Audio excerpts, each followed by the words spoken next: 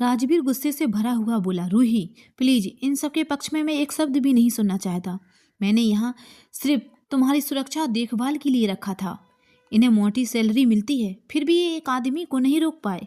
राजवीर सिंघानिया का गुस्सा थमने का नाम ही नहीं ले रहा था। पूरा घर गार्ड से लेकर स्टाफ तक डरा हुआ खड़ा था। तभी घर की सबसे बुजुर्ग मेड आगे आई, कांपती आवाज में हाथ जोड़ते हुए बोली, सर वो लोग बहुत ज्यादा थे। हमने बहुत कोशिश की आपको कॉल करने की, लेकिन घर का कोई भी फोन काम ही नहीं कर रहा था। चारों तरफ उन्हीं के आदमी थे। उन्होंने हमें कमरे में बंद कर दिया था, इसलिए हम उसकी बात अधूरी ही रह गई। राजवीर गुस्से में चिल्लाया, बस ये सब बहाने हैं। ये सिंघानिया हाउस है, मेरा घर। यहाँ कोई यूं ही घुस जाए ये नामुमकिन है। कैमरे बंद हैं, गार्ड्स गायब और पूरा स्टाफ रूही को अकेला छोड़कर कमरों में छुपा बैठा था।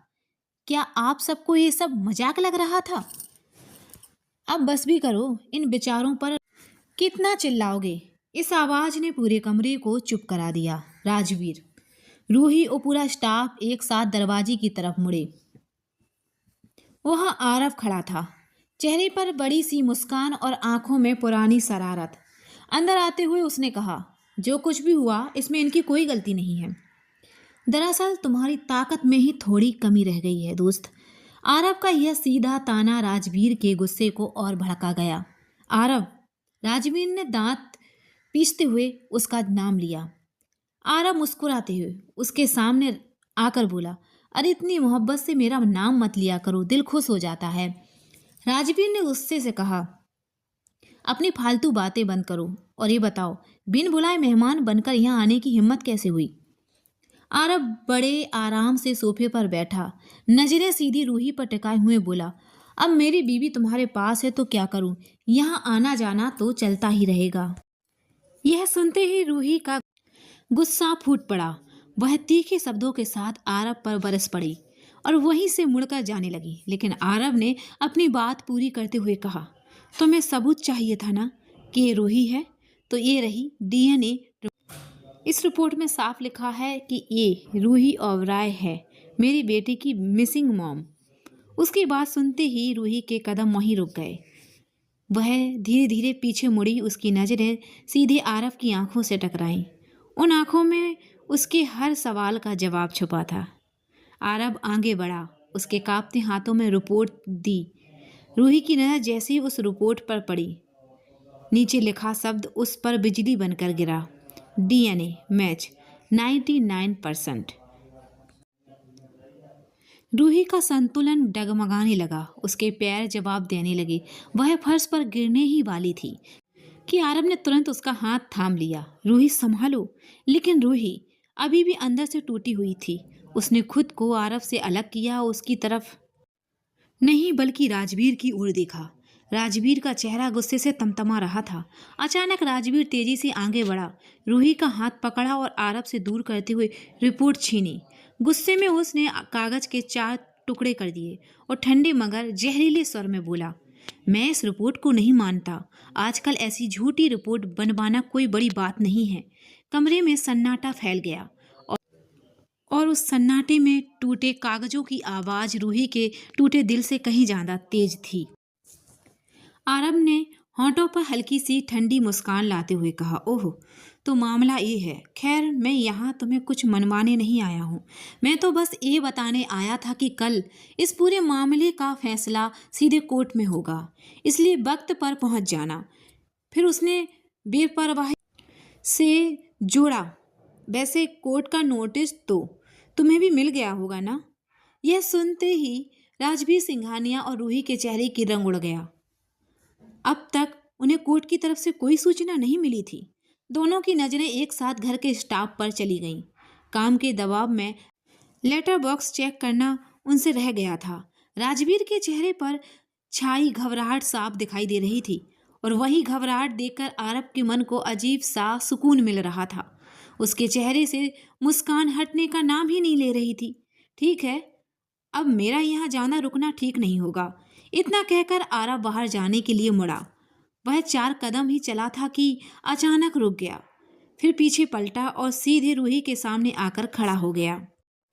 उसकी आंखों में गहराई से देखते हुए वह धीमे मगर यकीन से भरे लहजे में बोला, तैयार रहना स्वीटहार्ट।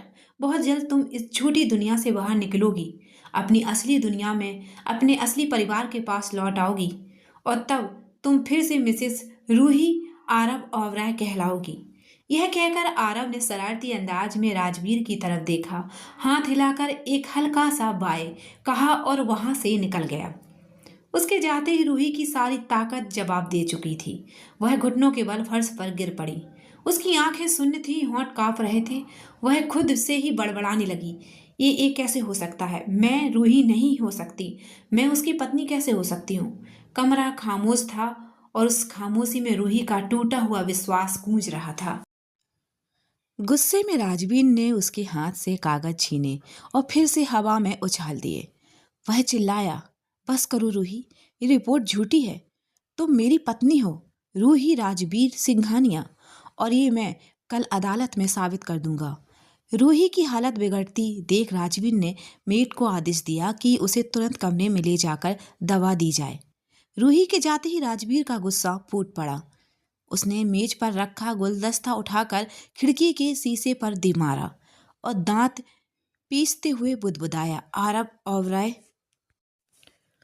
अगली सुबह ओबराय मैंसन में भारी हलचल थी। पूरा परिवार कोर्ट जाने की तैयारी में जुटा हुआ था। तभी रमेश झुंझलाते हुए बोला, नेहा, हम कोर्ट जा रहे हैं, घूमने नहीं। तुम तीनों वहां जाकर क्या करोगी? नेहा ने तुरंत पलटकर उंगली उठाई और सख्त लहजे में कहा, मैं तुमसे इजाजत नहीं मांग रही हूं, समझे? मुझे पता है तुम लोग कोर्ट जा रहे हो और हम भी साथ चलेंगे। हवा में तनाव और टकराव की आहट साफ सुनाई दे रही थी। अगली सुबह ओबराय परिवार के कड़े विरोध के बावजूद नेहा और आरुषि भी कोर्ट पहुंचती हैं। अदालत में सुनवाई शुरू होती ही माहौल गंभीर हो जाता है। मामला उस वक्त पूरी तरह पलट जाता है जब वही डॉक्टर जिसने पहले रूही और नेहा की डीएनए रिपोर्ट बनाई थी, जज के सामने खड़ा होकर चौंकाने वाली गवाही देता है।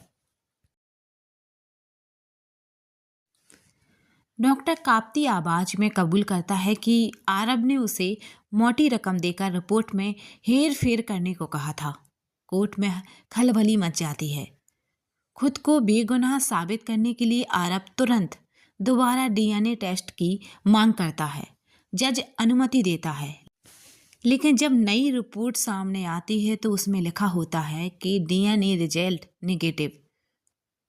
यह नतीजा आरब के लिए किसी जोरदार तमाचे से कम नहीं था।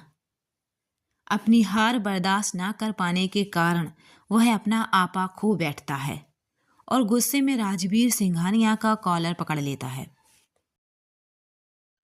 कोर्ट में मौजूद सुरक्षाकर्मी तुरंत बीच बचाव करते हैं। कोर्ट के बाहर टकराव। कोर्ट के बाहर माहौल और ज्यादा तनावपूर्ण हो जाता है।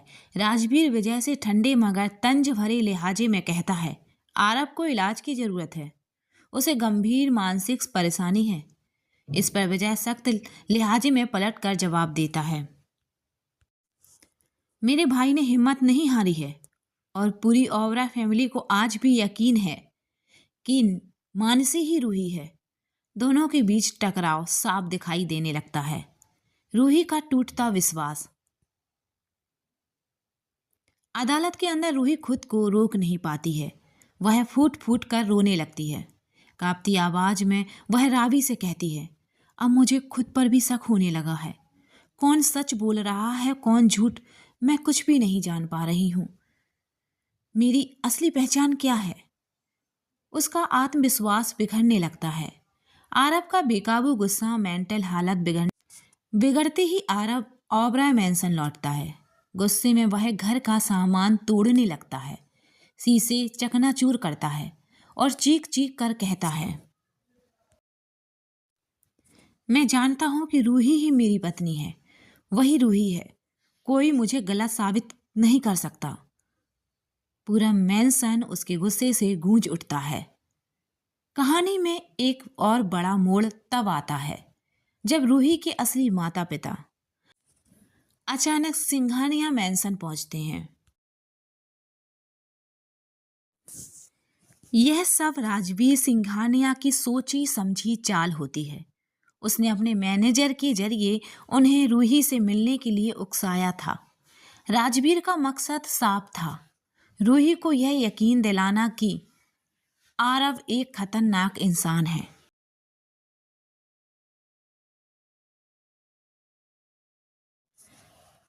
राजवीर बड़ी इज्जत और अपनापन दिखाते हुए उन्हें रूही से मिलवाता है। रूही उलझन में पड़ जाती है।